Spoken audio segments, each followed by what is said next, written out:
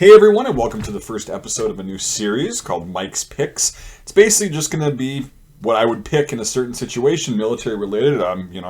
Different gear, different camouflage patterns, which this video is going to be about. Either top 5 or top 10 choices and things that I have used and all that stuff. Because I get asked this sort of thing a lot in the comments about, what's your favorite camouflage? And I explained in previous videos I don't have a favorite really anything. I have a few that I would favor over others, but I don't necessarily have one favorite. I think there's usually several options in any given scenario. So this particular video is going to be my top 5 camouflage picks for where I'm at in the northern Midwest and northern Wisconsin. This is going to be a very regional pick, and I'm just going to it'll kind of show you what I choose to use in certain situations and in certain environments and stuff. We won't just stick to up here, but I'm going to start the video off because I like where I live, except for right now because it's the highs are in the negatives, although it is sunny.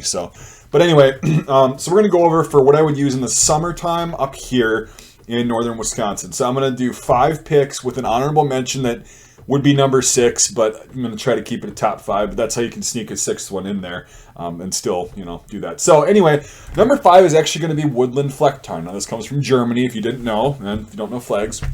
They've been using this pattern since 1991, so 30 years this year. It's a very effective pattern, especially in Europe, especially in Germany. They have a lot of pine forests and stuff like that, and their vegetation is pretty interesting. We have a similar environment. Ours is a little bit more like Scandinavia, though. It's a little bit farther north. Germany is kind of more like Tennessee or Kentucky, that kind of environment. But nevertheless, we do have a lot of pine forests, and even in the summer, they always have this orangish kind of layer of dead pine needles on the ground. And even just in regular deciduous forest, this stuff works great if you're laying down. It's also pretty easy to get. It's getting more expensive because they're not surplusing it. They haven't been for almost 3 years now.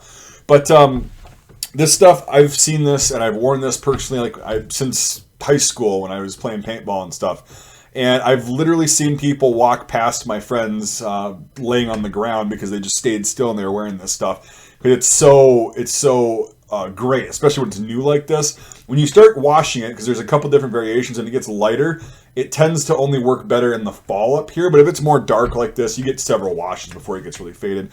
It works very well. So it doesn't score higher on the list because it doesn't have enough green in it for up here. It's got a lot of red and grays, and the greens aren't exactly the same kind of greens, which we'll get into on the next few patterns. So number 5 is going to be German Woodland Flecktarn. So number 4 on my list is going to be Pencut Green Zone. So this is a commercial pattern that hails from the United Kingdom, and it is a very effective pattern. It's really intricate and really cool, and as far as digital patterns go, it's very appealing when you look at it up close. But when you stand, 20, 30 feet away, it's just a blur and it blends in fairly well. It plays a trick on the human eye, it seems. That's my opinion. And this is something that I would recommend for up here, especially walking around in fields and other areas. And as far as why it didn't score higher, even though it's a great pattern, for this particular area, again, it gets very green, rich, dark, lush green with this light color green that's in this pattern, which is why this is on the list, because that green makes a lot of difference in the camouflage pattern up here. There's 2 kinds of greens that make a big difference, and this has one of them. So the reason it doesn't score higher is because it does have a little bit too much brown for up here. Now, as far as being a universal pattern for the United States, sure, that I can give you that. It works in more than one place. It still works okay up here, but unless you're in an area with a lot of rocks or dirt and, brown material, it really it's too brown. That's the problem with M81 Woodland for up here. It's too brown. A lot of other patterns are too brown. Up here, it's really green. And then in the next 4 patterns, I'll talk to you about different shades of green that work really well up here. So number 4 is going to be Pencut Green Zone. Great pattern, really good stuff. Very expensive, though. It sucks. But if you can get it, it's well worth it. I like this pattern a lot. So we'll move on to our number 3 choice now.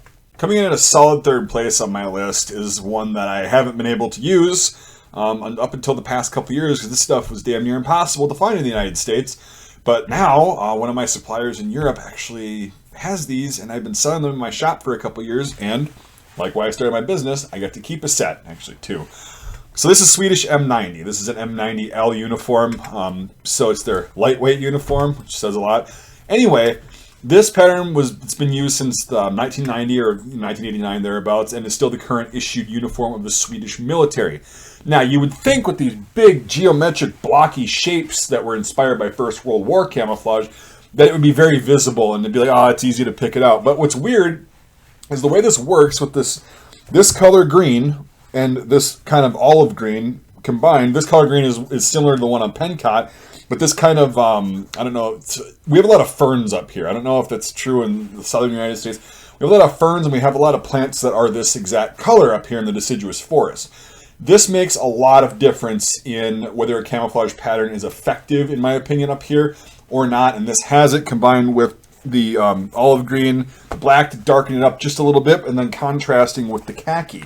So at a distance, this actually blends together fairly well, even though there's very succinct borders. There's not really a bleed or a fade in between this. It works very well. I did a camouflage test video a couple years ago, and I was very surprised how well this works. It's very shadow dependent, and that's a really good quality to have in camouflage. When you're in a darker area, this light color doesn't stand out as much, and when you're in a lighter area, this color that they use for black doesn't really look as dark as you would think it does. So it's a very effective camouflage pattern for up here. Again, I said our kind of vegetation and landscape and environment is very similar to Scandinavia. So it makes sense to me why this would be on that list. So this is going to be number 3 on the list, because there are 2 more that I think are better and have used, and I'm amazed at how, camouflage isn't supposed to make you invisible, but this stuff damn near does. It's insane. So I'll give the honorable mention before I get to the number 1. And I just screwed up. I just thought I was on number 2, but I'm not. So we'll go to number 2 right now. Before we get to number 2 on our list, I know people are going to comment about this because it's the perfect time of day with the sun. All the shit floating around in the air. Yes, I have 3 cats and a dog and all hardwood floors. There's no carpet in this house to be had. Usually people, if you have carpet in your house, all this stuff gets caught in there. So whenever you walk, it gets kicked up and you breathe it in, but then it sucks it in. It doesn't matter how much you clean. You can sit there and clean every day, all day, just nonstop. By the time you get to the end of the house or in another room, there's going to be stuff flying everywhere. So there. That's taken care of. Yes, people will bitch about it, so I figured I'd address that. Number 2, one of my favorite camouflage patterns ever, is Multicam Tropic. Why this didn't get more notoriety and get more popular when multicam was the big thing, I have no idea. But I don't agree with Multicam's concept and UCP's concept, loosely based, of having a universal camouflage pattern. I think you generally need at least 2 uniforms, a woodland variety and a desert variety or arid variety. Multicam Arid and Multicam Tropic, I think, would be great choices. Multicam has its place, but it doesn't blend in everywhere in the world, despite what a lot of fanboys would want you to believe. Anyway, up here in Wisconsin, northern Wisconsin specifically, this pattern works so well. It's insane to me how well this works. If I put down like a hat or something or whatever, and I don't remember exactly where I put it, it's hard to actually find it if I set it down in deciduous forest. I will be doing not a ballistic test. Yeah, I'm going to do a ballistic test wearing this. That makes sense. I'll be doing a camouflage test on this. I just needed to acquire a helmet cover, which I did. I actually need to get those listed up in the shop. So anyway, this is a commercial pattern. It was made by Crye Precision, of course, and this has been around since the late 90s, early 2000s when they were coming up with their trials and all that stuff. So it's a really cool pattern. I love it. Unfortunately, I think True Spec is the only company that makes it out of the licensed material. It is worth every damn penny if you have deciduous forest or anything green, really green in the summer. This is a really great pattern. I love it. Cannot say enough good things about it. So that's why it's number 2, because there's only one pattern that I have found that I thought this would be better than, but it's still not. It's still the OG number 1 best, because we have a very similar environment to this country. First, we're going to do an honorable mention. And here we are, folks, at the honorable mention that didn't quite make the top 5, but it's about a 5.5 or 6 on the list. And it didn't make it for a couple reasons I'll talk about really quick. We won't spend too much time on this. Got the Russian VSR 97 Flora camouflage. I first saw this when I was in high school at a paintball place where there was several hundred people playing in the woods. And there was a family from Russia that was playing, and they were all wearing this. And I was like, wow, that stuff is good. That stuff works really well. Everybody else is wearing Woodland M91 and all that stuff. And I'm wearing the next pattern. But yeah, this stuff works really well. The only reason it doesn't get up into the list is because this green is the same kind of shade of green as Fleck Tarn. And it really doesn't do so hot. It just looks dark up here in the woods. It doesn't blend in. It isn't that kind of, what do you call it, relish green that we need up here in this environment. So the background, this kind of lime green, is okay, and it helps this pattern. But the way the pattern is set up and the actual shapes and everything works very well in the deciduous forest up here. It's just that it looks too dark, and then when you wash it, it starts fading and it looks a little bit too light. So it's not quite perfect for up here, but very close and really, really effective. So this is the honorable mention that I would take.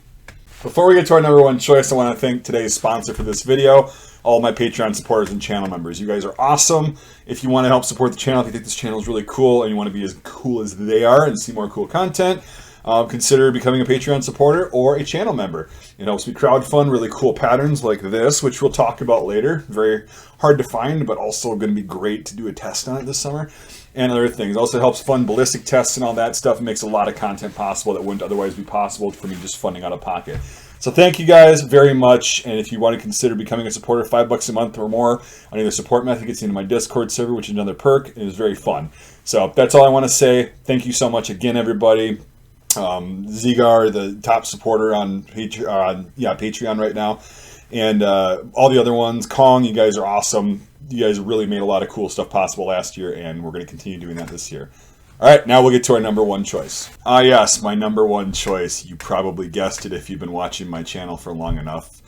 It is Canadian Cadpat. So this came out in roughly 1995-ish, and it's been their current issue uniform up until, I think, next year, at the end of the year, 2022. They're going to be switching to some multicam variant, just like everyone else. This is by far the most effective camouflage pattern for the upper Midwest, like the Wisconsin area, because we are just miles south of the Canadian border. I can get there in a couple hours. It's very similar, and it gets more lush and green the farther north you go, but this is where it starts. And all the same colors, like this relish green and this color brown, is very effective because the darker browns just darken the pattern, but that you have black for that. And this is also the real deal stuff. I've been looking literally for 18 years to try and find a real set of this in my size. Just found one a couple weeks ago. So I've been wearing knockoff stuff, and I used to have a set made by this company called Frontenac, which was about as close as you could get to real Cadpat. But this stuff's really hard to find, even in Canada, so I was very happy with that. Found a place in the U.S. that had a bunch. Don't know how they got them, but it's really nice that I finally have a set now. And this pattern, I've literally been playing paintball with the Frontenac stuff, and I was outnumbered. I was trying to get back into the game, after going to the respawn point, basically, trying to get back to my little group, and I didn't know that the field had turned a little bit to where we didn't have the advantage anymore, and it kind of went like this. I walked through, and all of a sudden, I saw a bunch of armbands that were not my team, and I'm like, oh shit, and then they heard me, and they came looking for me, so I just curled up in a ball in like this little fern bush thing. They were standing probably 2 feet away from me, and they were looking up and down and all around, and they walked right past me. They kept moving, and I was like, this is the closest feeling to feeling invisible I've ever had in my life. And it was insane, and it's really good, especially if you're walking, if you're crawling. It works everywhere very good. So this is my number one choice, my go-to for summertime up here in northern Wisconsin. So those are my choices, my top 5, but really kind of top 6 choices. Again, these are my opinion. These are based on experience. I don't have experience with every single camouflage pattern that's ever existed up here, because I'm not made of money yet. That can happen someday. But anyway, so these are just my opinions. I figured you guys, these aren't the best patterns by far. That's why I said there's no best pattern or whatever. These are just the ones that I personally use up here for, paintball, airsoft. If Red Dawn ever happens, this is what I'll be wearing, because it actually works very well in my specific temperate woodland deciduous forest environment. That's all I've got. We'll see you on the next episode, hopefully. If you like it, let me know, of Mike's Picks.